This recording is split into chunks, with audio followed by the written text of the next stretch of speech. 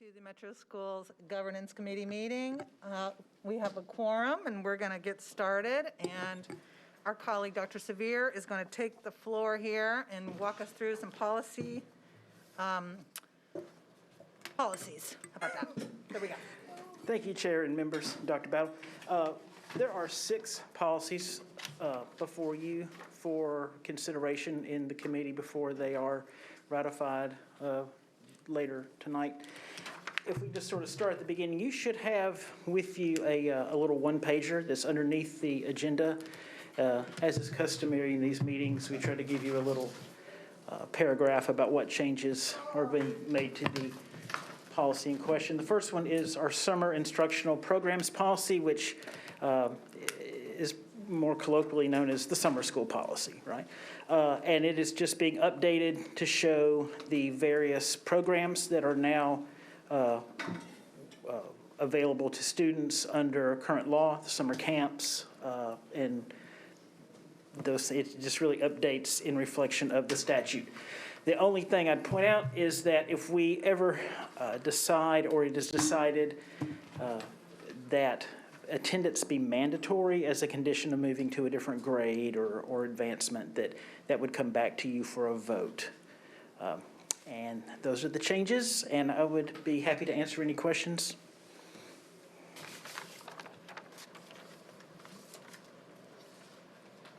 Okay, can I get a motion on policy 4.204? I move to approve. Second. Discussion? All righty, all those in favor, raise your hand. Motion passes. Thank you so much. Thank you. The next policy is the Interscholastic Athletics Policy 4.301. You've seen this before. I did go in and make some amendments to the language at the request of the board, and essentially says now the training, the language regarding the training for coaches for inclement weather did not change. The language regarding participation, it simply says that anyone who wants to participate in interscholastic athletics must meet all eligibility requirements. And I'll answer any questions you might have. Want to scroll? Is this is not the, Could you move that, Jamal, to the next policy?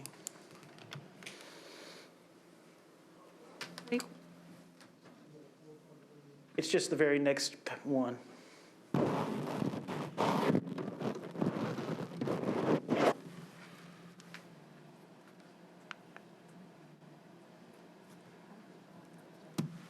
Yep, I think so. Thank you, sir. all right. The highlighted language are the changes, the same ones you had in your packet. This is a policy we have discussed before. Do we have any questions?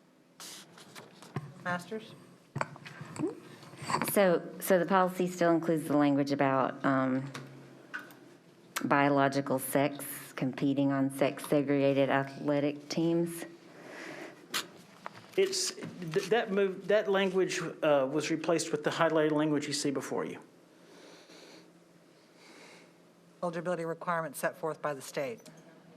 So we are essentially stating we would be putting into effect the policy that discriminates against trans athletes, correct?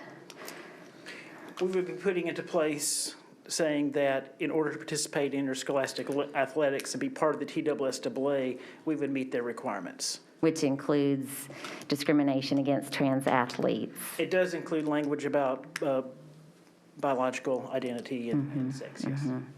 So, I mean, where do we stand as a district when we are being asked to pass a policy that goes along with state law, yet is a violation of civil rights? What is our obligation as a body to take that into consideration? I would defer to someone else on that. I mean, not to mention our stated concern for all students and our desire to be inclusive and welcoming of all students. The resolutions that this body has passed having to do with care and concern for LGBT students. That it just really, it gives me pause, and it is it is a moral and ethical dilemma for me as a board member. I'd like to see if it would be possible to defer this until the court case that has moved forward, and I believe it's Knoxville area. Yeah, that's right. Until we have a ruling there.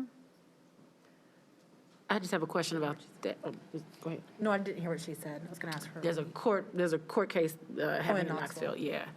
I just would, what's the timeline for that court case? Because I want to know if that would affect any current sports teams, and if we, just what does that timeline look like? How would that impact kids right now? Any thoughts or ideas would be helpful. So, Dr. Bell? If I can address the board. It's my understanding that that court case is still pending. It's not expedited, so we're not really sure when that decision would come down. It's my understanding also that the language here has been changed to be a little more, to be less direct than the previous language, pending, so that the policy is still in effect pending the result of the court case. Okay.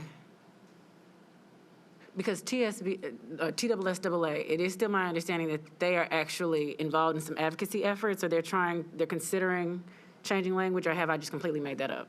Never mind, I made it up, it's okay. I can look into that for you. I have no answer to that right now. Because then that might be a place for us to direct some advocacy, because it seems like TSSAA, they are the governing body. So it wouldn't be us as much reporting to the state or the legislature, the governor, whomever else, as it would be us reporting to TSSAA when it comes to children right now in sports. So just something for us to consider and maybe try to find out some information around.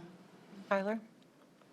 I guess my question was going to be, if we have students who are currently playing on a team, and we do not change our policy, are they allowed to continue to play on the team, trans students? And I don't even know if that's the case. Do you know if we have any trans students playing on teams right now? I am not aware of that particular situation we're discussing impacting any of our teams. Okay. However, even if this board does not pass this policy, we would still potentially be Under that having, jurisdiction? under that jurisdiction, and if we were playing ineligible players, would suffer whatever consequences would occur from that. Yeah. When did this go into effect, David, or when is it scheduled to go into effect? It went into effect with the last legislative session, so this is really kind of a cleanup. The policy, the law says that we will have a policy in place that says that we will follow the rules, and so the language was changed to say that we will follow the rules set forth by the governing body And I just for asked eligibility.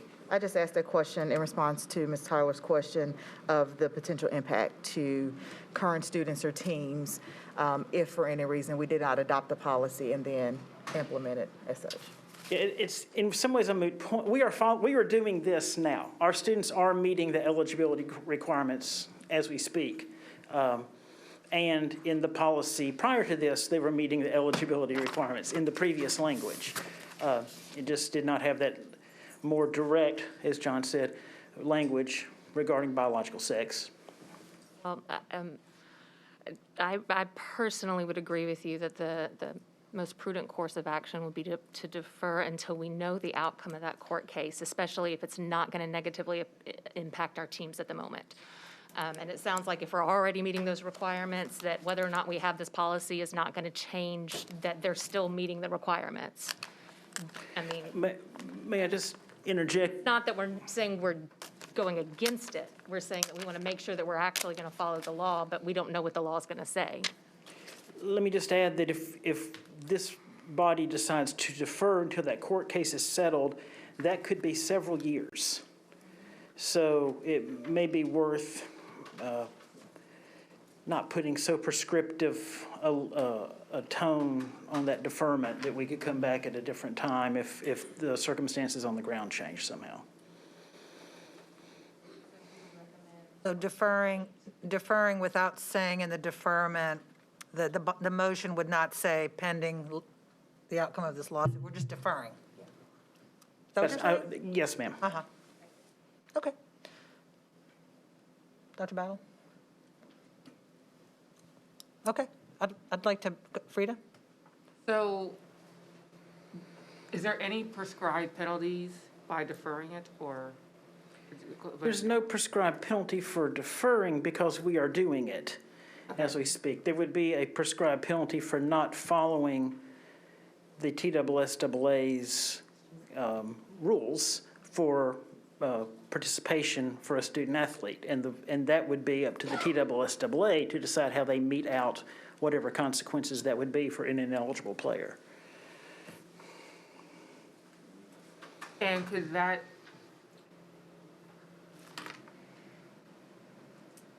so if an eligible player played on a team, would that affect the team or affect the player? Both. Yeah. Forfeit. They would have to forfeit that game, no matter what the outcome was. That's why I just have questions about the more specific, but if you're saying that we're already doing, our students are already meeting the law and the policy as it stands, us not changing the language of this policy, to you all's knowledge, doesn't pose a threat to students, or what are the pros and cons here? Because I think we just feel icky about it, but if this is going to negatively impact students, I want to think through what us feeling icky about it versus us trying to come up with a more, a different language or something to be able to pass it would help. So just any thoughts? Sure. As I read this language now, it's just saying that we are going to comply with the state law. That's whatever that, and I understand that there's a disagreement here with what that state law is. Personally, I don't see a difference. I don't see a problem with the language as it is now as accomplishing what you all are trying to accomplish, which is simply being in compliance with state law. That might have sounded a little legally. I'm happy It did, but I understand that that's kind of all you can offer us is your legal advice. And I think we as a board have to decide if we were to pass the policy, but let's say that there comes to light a student who needs support in different ways because of the policy. I do still think as a board and as a district, we would find every way we could to support that child, that family. My whole issue is just kind of the legal standing and how that impacts every single child. Would we end up causing more harm by having to disclose a child's situation? What does that mean to them, for them to be potentially outed early or outed beyond their will? So just, I don't know that helps us much, but I just want us to be thinking through whatever advice you all are giving us, if you can give us other advice. I'm sorry, go ahead. I'm sorry. Well, I think the other aspect of it is, so I want to support our trans students. But if I freed a player who plays tennis, is on the tennis team, I am a transgender person. I played doubles. My partner is cisgendered and identifies as, let's say, heterosexual for the moment. We get to the state championship. I'm declared ineligible. What happens to my doubles partner who's on the state championship? Does she get disqualified at the same time? Every game that you played together is forfeited. Oh, man. So it could be that somebody is trans and sits the bench all year and they only play in 2 games, and so they'd only have to forfeit those 2 games that student played in. So it's not necessarily that they're on the team, it's that they're actually participating in the sport and playing in an official game. This is my struggle. Like, as an athlete, that other teammate who put time and effort into doing that, and they get, and the moral aspect of being penalized for being who you are, like, that's unfair to the rest of the teammates who are just kids just doing what they love with a talent and a skill. And I mean, this is not the most eloquent words, but I don't want to punish the other kids for a kid being for who they are, but I don't want to punish the kid for being who they are. And so that's my dilemma of doing this. Like, I want to vote yes and protest, but then there's the moral argument. But, particularly like a football team where you have scores of kids playing and, in some sports that are bigger than that, like, I don't like it. And I know it's very ineloquent, but that's the dilemma I am suffering with at the moment that I can put out there. If I could just add, there are multiple ways a student can be ineligible. That it's not just that. It can be grades, it can be age, it can be residency. There are all ways, and we've seen just about everything in this state, okay? And we'll continue to. If there's a system, there's a way to game through it, as it were. and people try to get around various requirements. So whether it's just this one slice that we're talking about or the whole panoply of eligibility, I think that, we want to make sure that that we are saying that we should play eligible players.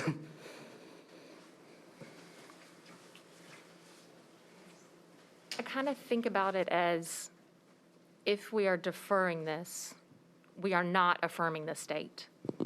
We are saying we feel so strongly about what the state law is that we want to see how this court case plays out. And in the meantime, there's not a penalty at this moment for any of our students if we don't have the policy voted in yet. So we're not going to hurt any of our students right now.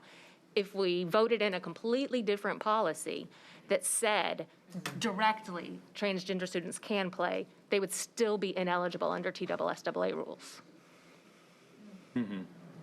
I look at this policy and I know that when we say eligibility requirements, the reason for this is the discrimination against trans students. And I know when we say necessary documentation, we are talking about asking children to provide documentation around their biological gender. And that is what I know when I read this, and that is why I find it immoral, unethical, a violation of civil rights, and not at all in line with what I know about our district and how we choose to care for students. Okay. I would just add that we do require documents presently. It could be a utility bill to show that someone is living in the right zone in order to play. So the document language, while it does certainly apply to what you just mentioned, there's a whole lot of other documents that we ask for before a kid can start practicing, even a physical. So I will make a motion to defer. Full stop. We have a second. Any discussion? No, I think we've all kind of stated that we don't like this. And as long as there's not any kind of immediate impact on students one way or the other, that we're fine with deferring. And I think it's just up to the district as a whole and this board for sure to just kind of keep our ear to the wind, keep an eye out for different situations where we need to offer more support. But then I can't stress this enough, we have got to do a better job of really just building relationships, advocating. We've done that a lot better this year and last year than we had in the past. But I mean, it's time for us as a city to almost storm the gates of the Capitol and make sure that people are hearing what's happening in our city. And the focus has just been wrong. Like, how is this something that we're placing at the feet of our children? So that's it. All right. All those in favor of deferring policy 4.301, raise your hand. Okay, it's unanimous. We will move forward. Thank you. I'd like to take the next three as a block, if that's okay. These are really just sort of cleanups to the legislature passed Public Chapter 77, which is the Teacher Discipline Act. It goes into effect on the 1st of next year and essentially lays out some things that, one is that in prior law, it noted that students with special needs would have as sort of the first line of intervention to discipline issues trauma-informed practices, and General Assembly in their wisdom said that kind of makes sense for everybody. We should sort of start there. And that is, and Dr. Battle can correct me if I'm wrong, but I believe that's our practice now. We sort of started that with the lowest level of intervention is around social, emotional, and trauma-informed work. So that really is a nice cleanup in your policy. The other is that it does lay out a mechanism for the relocation of a student, and if a teacher petitions to have a student removed from a classroom and that does not occur, then they have the opportunity to appeal that to the director of schools, and it lays out the fact that can happen, and there'll be a structure around that. And I can answer any questions you might have. Yes, Ms. Tyler. So if we lay out a structure for that, is this supposed to be a fast process? Like if they're appealing that, is the student going to remain in the classroom until it gets around to being looked at? And so are we expecting to put an expedited timeline on that? Or does the student get removed until after the appeal has been gone? I'm just trying to figure out what the details would be. The public chapter does not speak to that around a timeline, so that is sort of the devil's in the details, right? And so we'll find something that works within our district and is the best possible for our students and teachers. Is that something that you guys would be willing to write into that system that you want to create, where you spell out what happens? That would generally happen through an administrative procedure, and that would fall out from this work. We have an entire, there's another box in my office of the administrative procedures, and so it would live in that world. So that would. I just know if a teacher is attacked by a student and then they're not allowed to have that student removed from their classroom and they're appealing and they're waiting on that appeal to be seen, we want to make sure that they still feel safe and that the student is in a safe place also, that both of them are being supported and that we're not just leaving it to chance until some bureaucracy has been taken care of. So I just want to make sure that our teachers have the assurance that both the student and the teacher will be treated equally carefully and respected and tried to keep safe. Duly noted. And I just want to be clear that we don't confuse our administrative procedures with regards to our student and parent handbook with this law. If there is an infraction that occurs in alignment to our student and parent handbook, that would be addressed accordingly. And as David mentioned, we're a bit ahead in regards to this because our handbook is already set up in a way where restorative is at the forefront of what we do, and also the levels of response that is laid out in the law. So not to be confused with the way in which we implement our student-parent handbook with an appeals process. Thank you. Okay. Where are we? I think You want me to make, I would love for you to make a motion for those three. okay.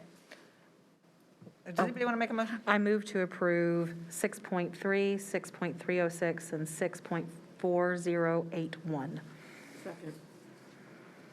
Okay, any discussion? Okay, all those in favor, raise your hand.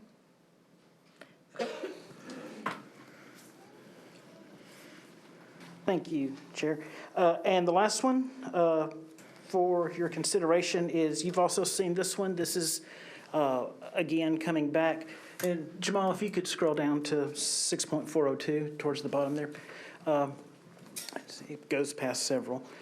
Around vaccinations, it essentially lays out that there are exemption opportunities, and it's sort of in line with where we stand at present.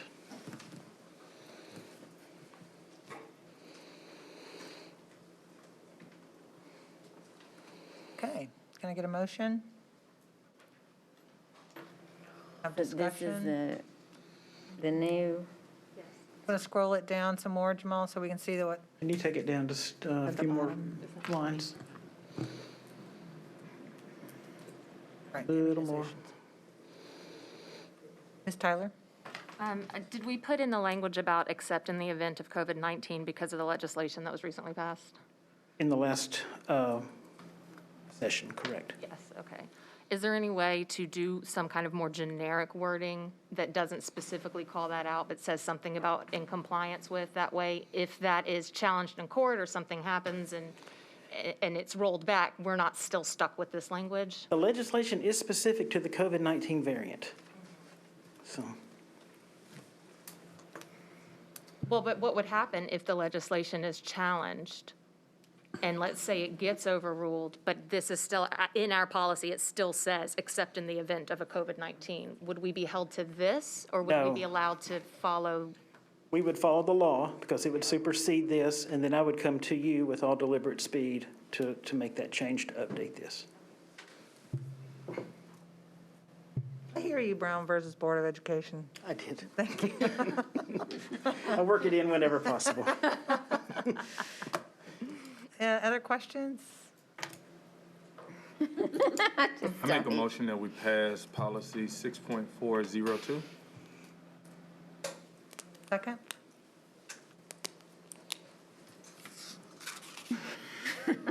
We don't have a second. Second. Yeah, Oh, boy, here we go. Okay. Any Stupid. discussion? yes. Okay. Yeah, I mean, I just have issues with this. I understand the state legislature. I understand why they're doing it. I think it's irresponsible.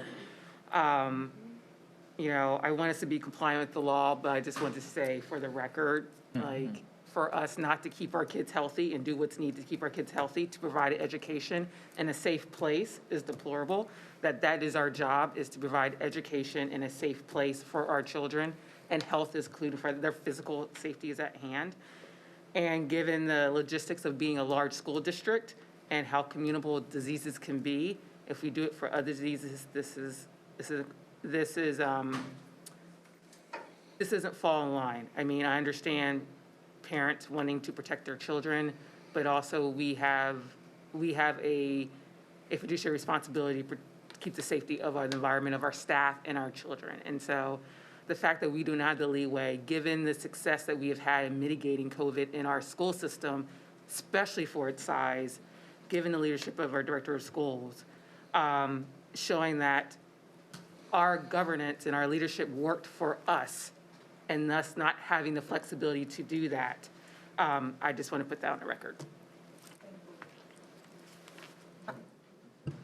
So, you know, a lot of people always say we have the freedom of speech, but the freedom of speech, if you're slanderous, could still go against, you got the freedom to say it, but there are also consequences if you violate someone. So has there ever been a rule or a policy that if someone who, based on state law, is not vaccinated and ends up giving it to other kids, would they ever be liable?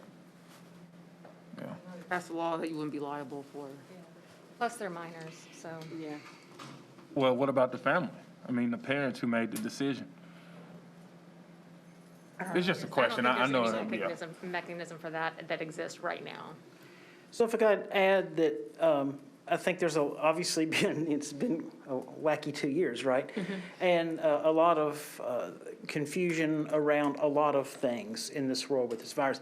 I would not be doing my job if I told you I thought it was a good idea to have a law that said one thing and a policy that did not say that same thing, potentially compounding confusion around an already confusing situation. So the more alignment that we can have between these various documents when people go to look for what's right or legal, then the better off I think we are as a district and you are as a board.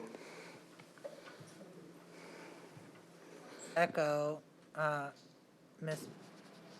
that the special session, the laws that were passed during the special session were really counter to, I think, what a lot of people know is best, what's best for children, families, districts, and sort of the whole mantra of local control is, you know, what I feel like what was done there was basically saying local control matters until it doesn't, and then we're going to step in, and I just feel like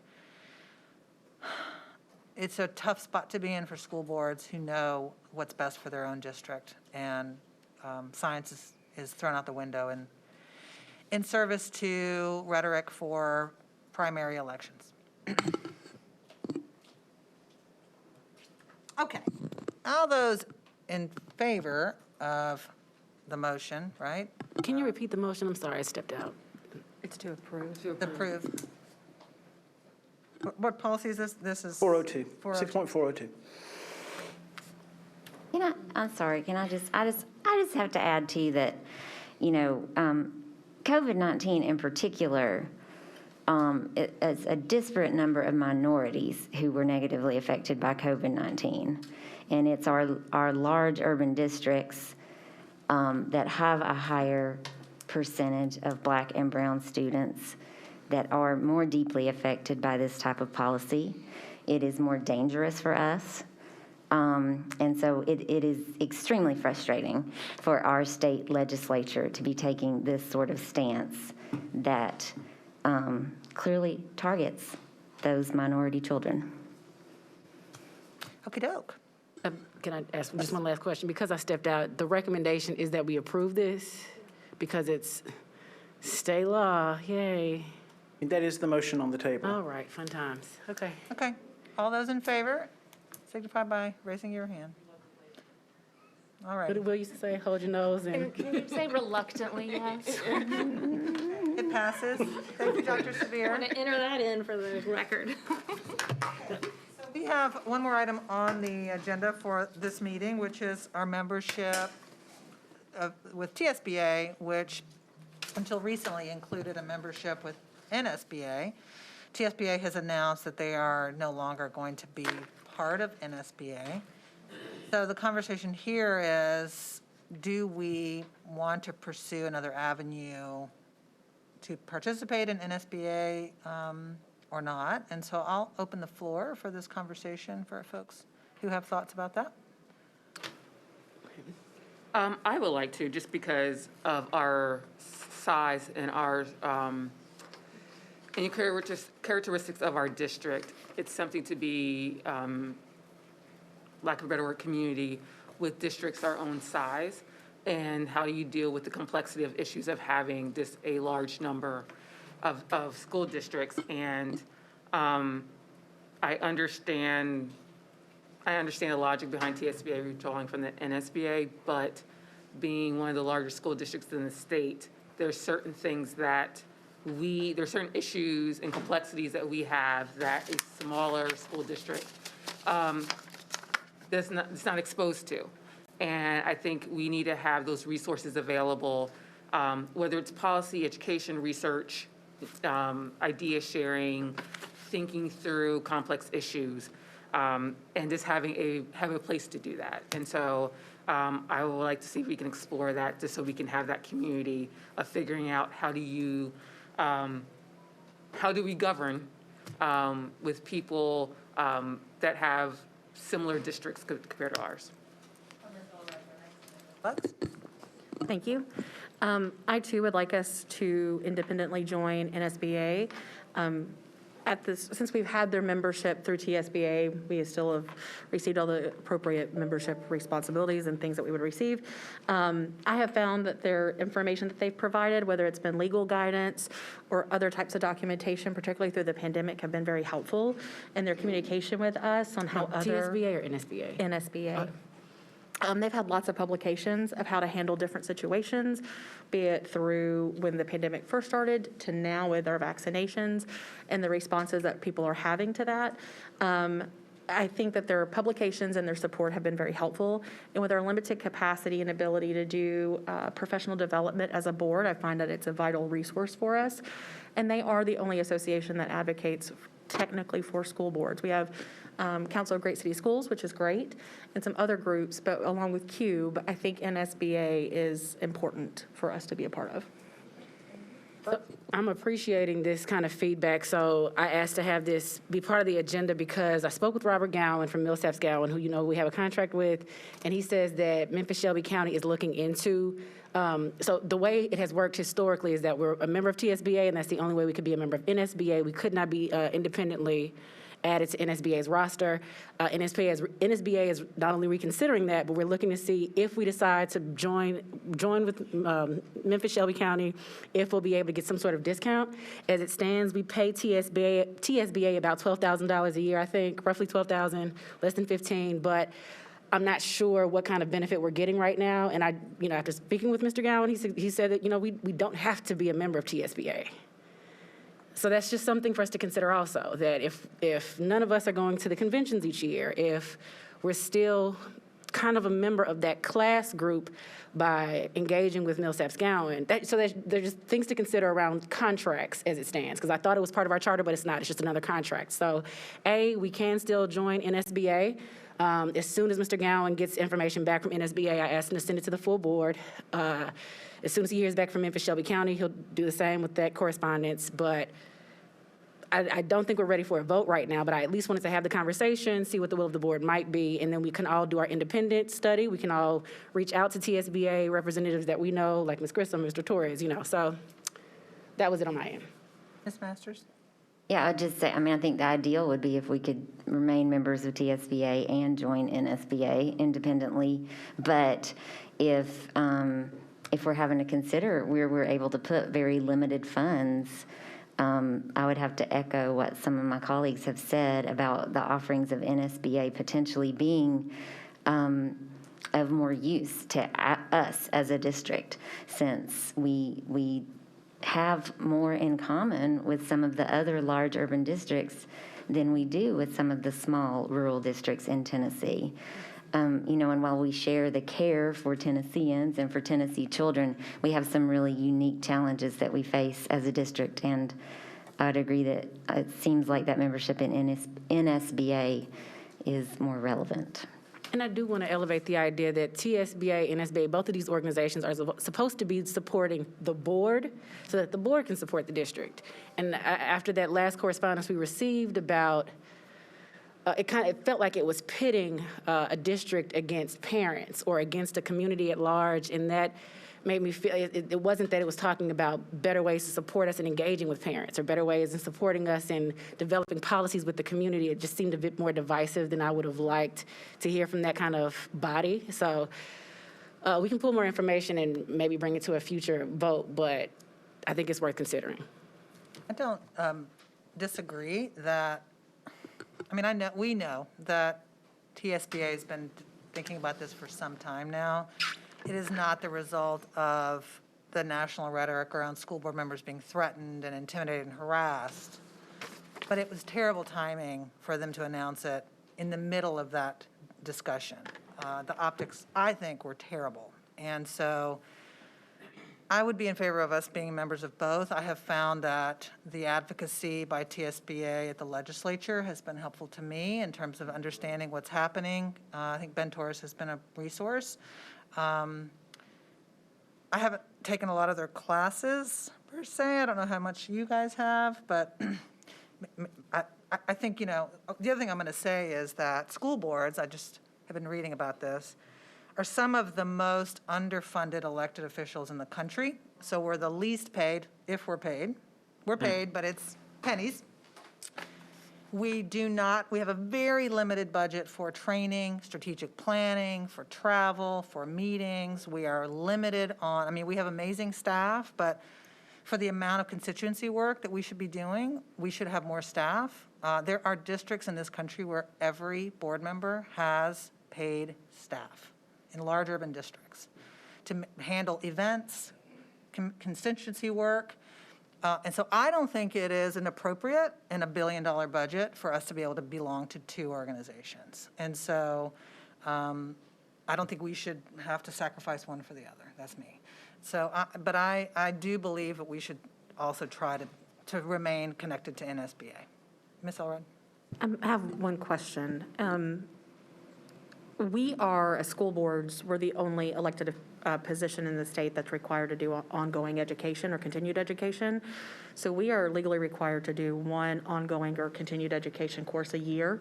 And it's my understanding that through the law is supposed to be provided by TSBA. So if we're not a part of TSBA, are we then not in compliance with that law?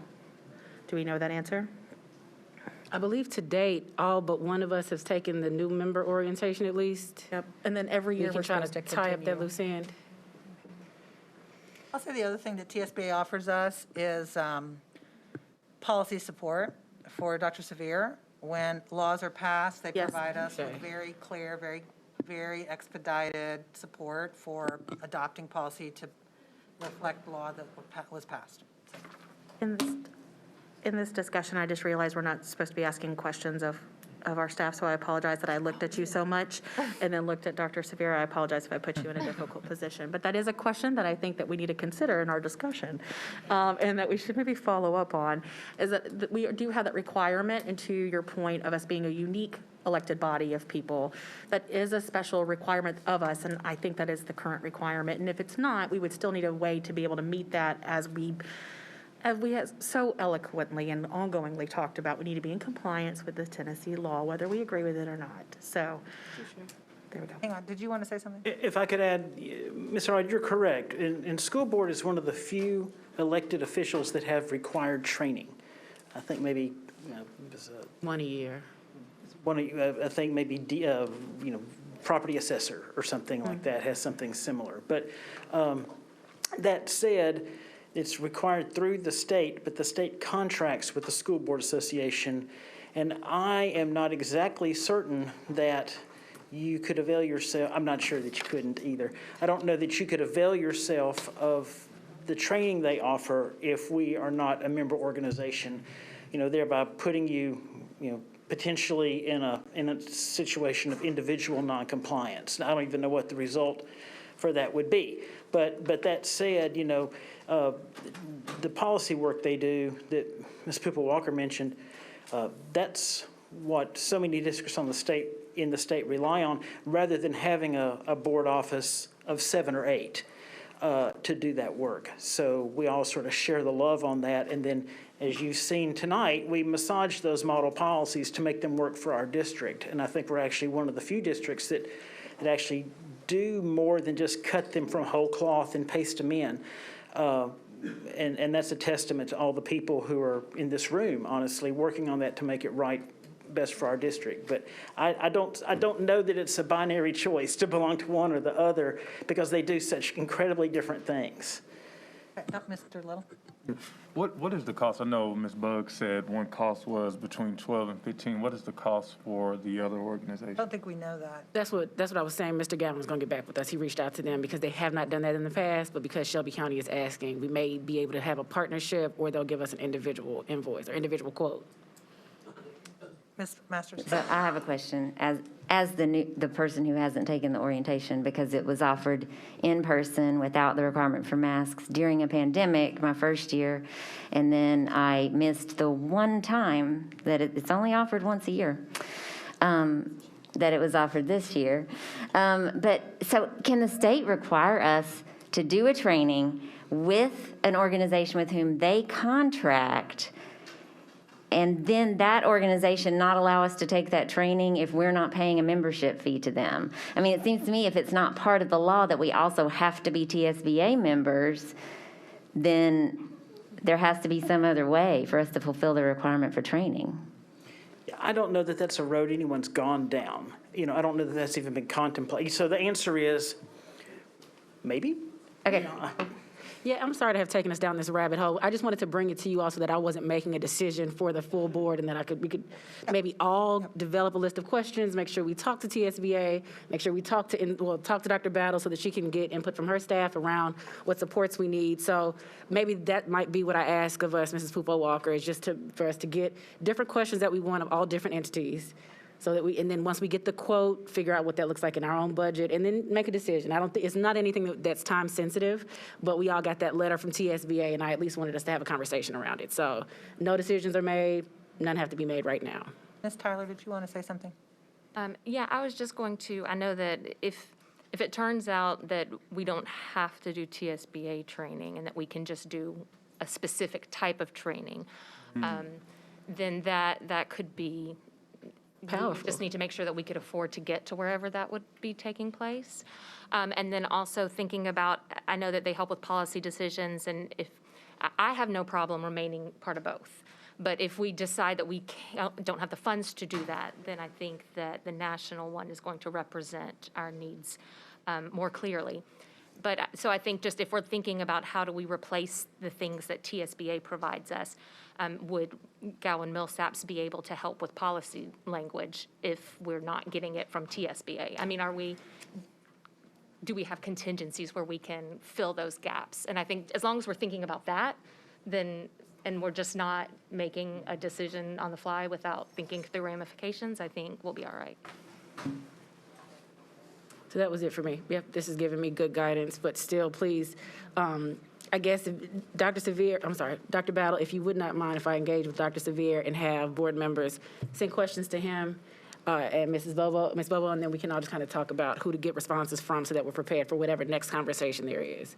But I would encourage us, because I haven't even spoken with TSBA yet, I've just been speaking with Millsaps Gowan, just reach out to whomever you'd like to initially, and then we'll gather other info for everyone to see responses for. Appreciate you, or thank you. I appreciate you too. Okay. Be there no further business. This governance meeting is adjourned. Thank you, everybody. All right, to members of the public, this concludes our governance committee meeting. You all have about 13 minutes before we begin our 5 o'clock full board meeting. We'll have public participation, and agendas I know are already listed on the website. So we'll see you soon. Board.